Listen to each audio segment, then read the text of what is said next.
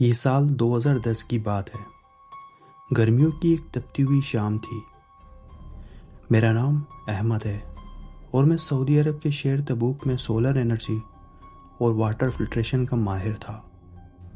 ریگستان کے بیچوں بیچ بنے form houses میں جانا میرا روز کا کام تھا، لیکن اس دن جو ہوا وہ میرے وہم و گمان میں بھی نہیں تھا۔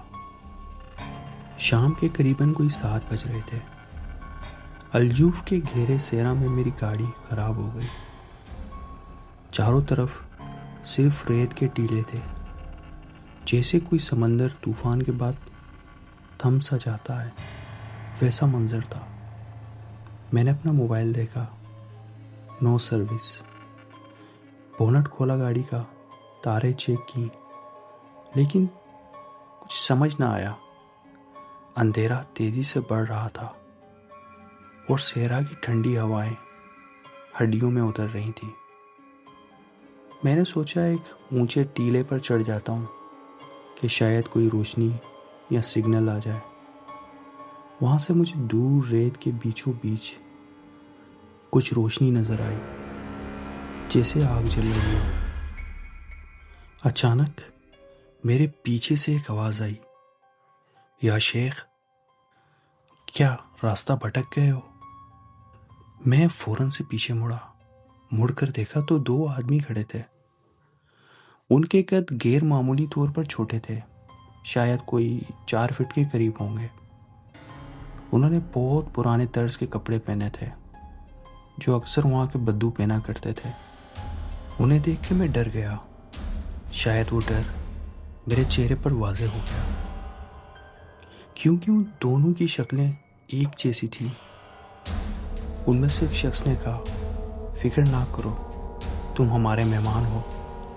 آج ہمارے قبیلے کی سب سے بڑی شادی ہے، تم وہاں چلو، صبح تمہاری گاڑی ہم خود ٹھیک کروا دیں گے۔ ان کی آواز میں ایک عجیب سی گونج تھی، جیسے کوئی شخص کسی خالی کمرے میں بات کر رہا ہو اور اس کی آواز پورے کمرے میں گونج رہی ہو۔ میں بہت خوفزدہ ہو گیا، مگر اس سنسان صحرا میں تنہا رہنے سے بہتر تھا کہ میں ان کے ساتھ چلا جاؤں۔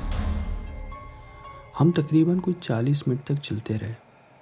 جہاں ہم پہنچے وہاں لوگوں کا ہجوم تھا، قریباً کوئی 40 سے 50 لوگ تھے۔ لیکن ایک بات وہاں بھی مجھے عجیب لگی، ان کے چہرے حیرت انگیز طور پر ایک جیسے ہی تھے۔ وہاں کا منظر دیکھ کر میں دنگ رہ گیا۔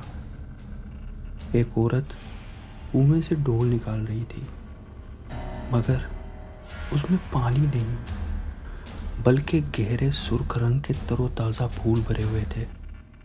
وہ ان پھولوں کو ریت پر ایسے بکھیر رہی تھی جیسے وہ کوئی معمولی گھاس ہو۔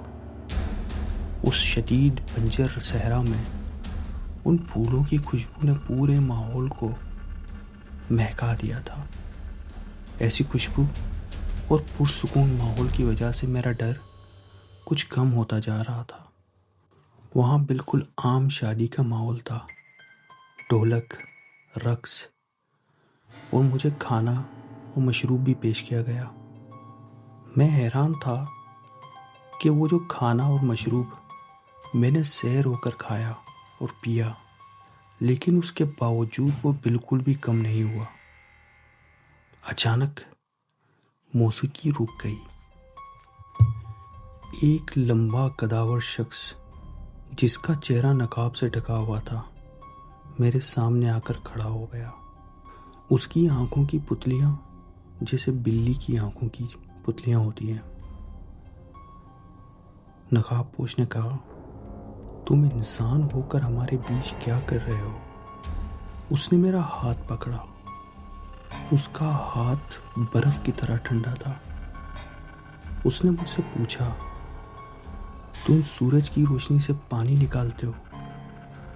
اس نے ایک عجیب سی ہنسی ہنسی اور کہا، تمہارا وقت یہاں پورا ہوا، اب تم جا سکتے ہو۔ جیسے ہی اس نے میرے ماتھے پر ہاتھ رکھا، میرے سر میں شدید درد ہوا اور اندھیرا چھا گیا۔ میری آنکھ کھلی تو میں اپنی گاڑی کی ڈرائیونگ سیٹ پر تھا۔ حیرت کی بات یہ تھی کہ گاڑی کا انجن اسٹارٹ تھا اور اے سی پوری رفتار سے چل رہا تھا۔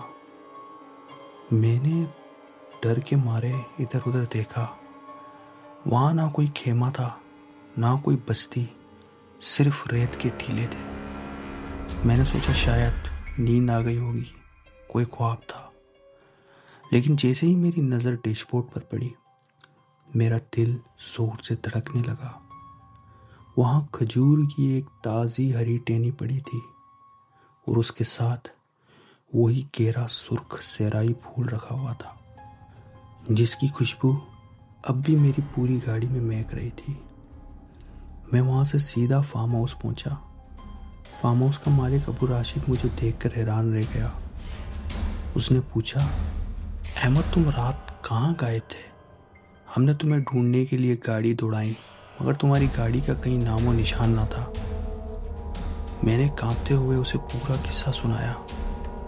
وہاں موجود ایک بوڑھے شخص نے جب ان چھوٹے قد کے لوگوں کا، خیموں کا اور ان سرخ پھولوں کا ذکر سنا تو انہوں نے کہا کہ تم کسی انسان کی بستی میں نہیں بلکہ وادی جن میں پہنچ گئے تھے۔ تم جنات کی شادی کے مہمان تھے۔ ان کی بات سن کر میرے جسم میں ایک سرد لہر سی دوڑ گئی۔